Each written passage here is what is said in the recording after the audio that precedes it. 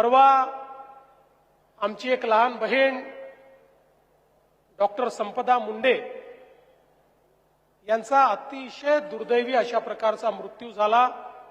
त्या आमच्या भगिनीने आत्महत्या केली आणि आत्महत्या करताना त्याचं कारण देखील आपल्या हातावर लिहून ठेवलं।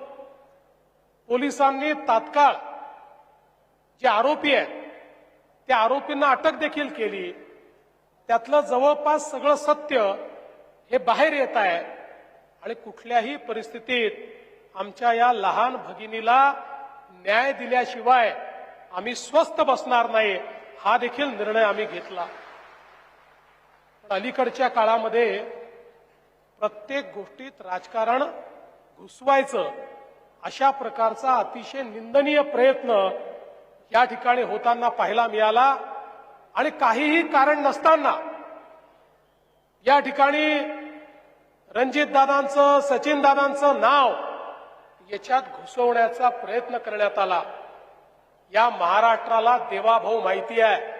एवढीशी जरी शंका असती प्रोग्राम रद्द करून या ठिकाणी आलो नसतो।